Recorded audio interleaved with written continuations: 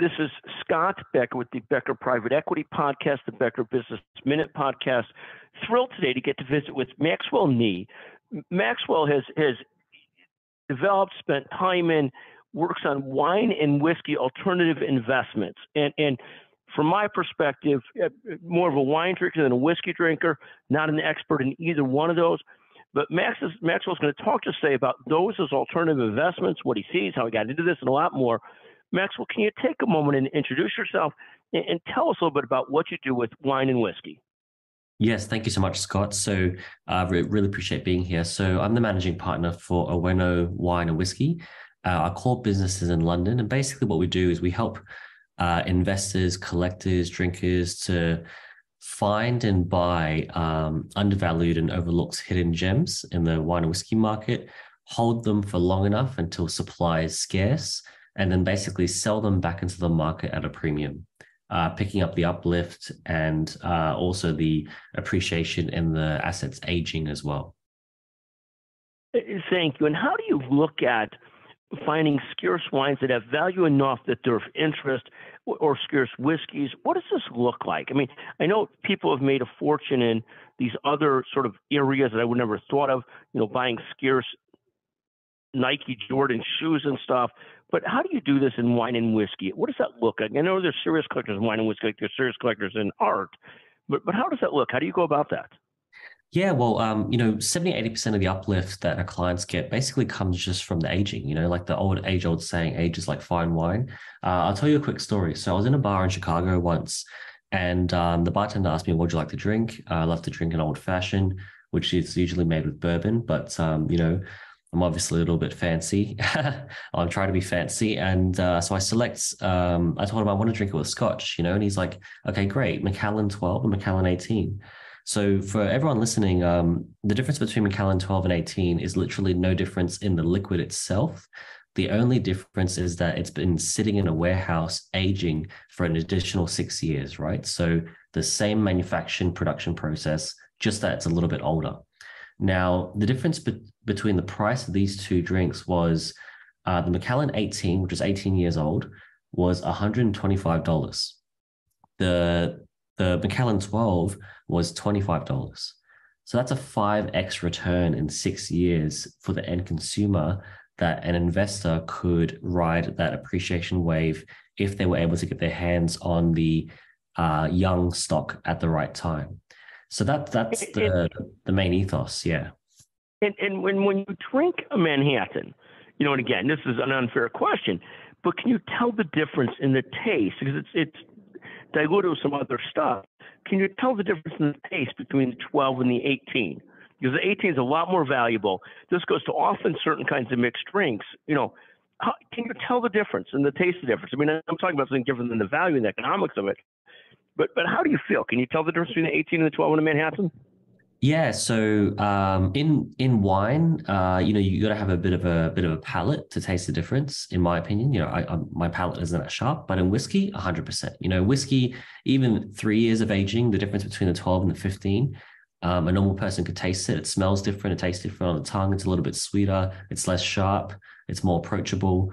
Everything that makes it more refined, and that also contributes to it being highly desired and then therefore more scarce. Thank you. And how much money do people invest in wine or whiskey? I assume it's not like if the core part of my portfolio is S&P 500s and Treasury bills. I take it this is not the core of somebody's portfolio, but a smaller percentage of it.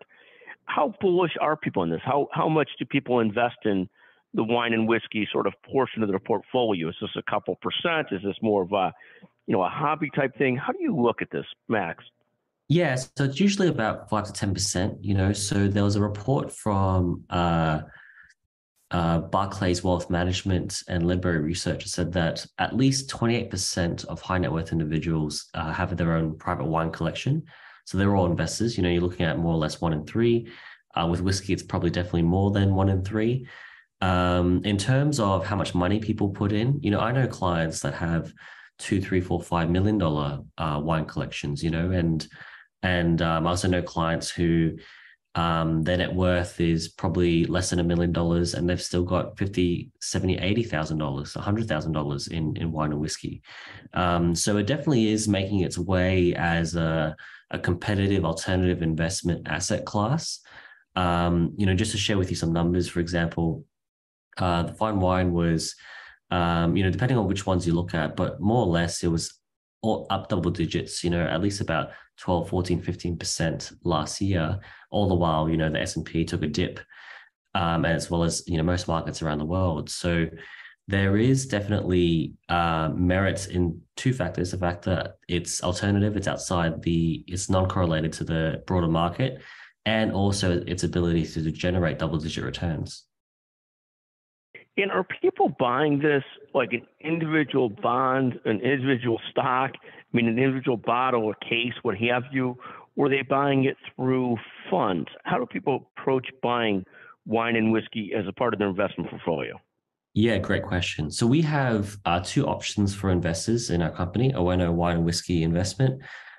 We have a Delaware fund where the minimum investment is $1 million.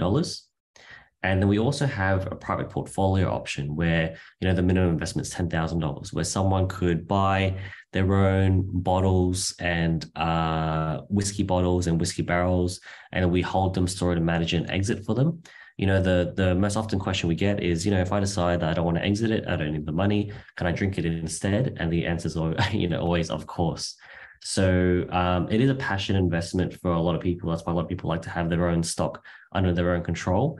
But for those interested in, capital preservation, inflation beating yields, alpha generating arbitrage, that's what we've created the fund investment vehicle for. Fantastic. Thank you very much. And how hard is it to ultimately exit these investments after you invest in them? What does exit look like? Yeah, great question. So exit is not easy. Exit's the hardest thing to actually take your money in and out of this type of investment.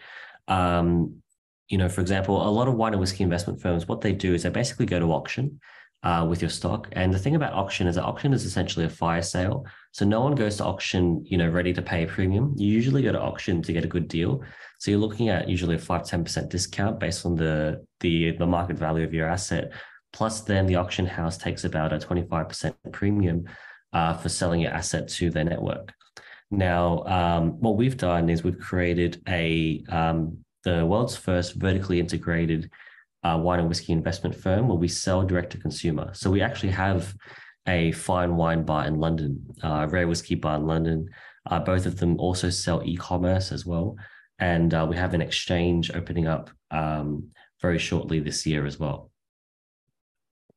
Amazing. And then another question along those lines, when you talk about sort of like wine, whiskey, the connoisseur of wine or whiskey, different levels of sophistication or similar.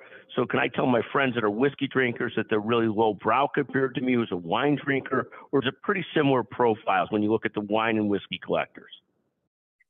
It's all over the shop. We have clients who they've put their life savings into it, and because they just love it. They love the passion aspect. They love the asset. Real estate doesn't excite them. Stocks doesn't excite them. Not traditional investments don't excite them, but this does excite them. So what I would say is, our biggest concentration of clientele is actually our competitors.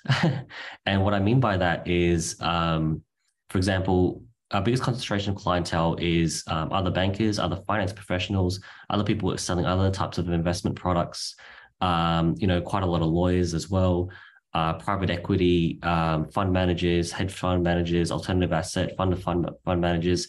They're actually our biggest investors in wine and whiskey because, they take away the fact that it's alcohol and they look at it for its merits of some of the things that I've mentioned. And, they're all very excited to put their own personal money in, which is really great. Well, it's also a little bit of fun too, especially if you're not gambling 70% of your portfolio on this. It's kind of interesting to be a wine and whiskey investor. There's only so many times you can look at Apple and Microsoft or Amazon and all these things, and obviously a lot of those names should be part of your core portfolio. But this is kind of fun to be in wine or whiskey. Some people are in art and those kinds of things. if they even have more money, they're in sports teams, but we only aspire to those types of things. But so interesting. Maxwell Nee, where can people learn more about you and what you're doing? Yes, so I'll share my details. So my name is Maxwell Nee. I'm very active on LinkedIn. I'm on there pretty much every day. And if you want to learn a bit more about me and what we do and take a look at my profile, things like that, Oeno, wine and whiskey fund.com is where you can find me. Thank you very, very much. Again, Maxwell Nee, brilliant wine and whiskey investor. What could be better? Thank you for joining us in the Becker Private Equity Podcast, the Becker Business Minute Podcast. Thank you very much.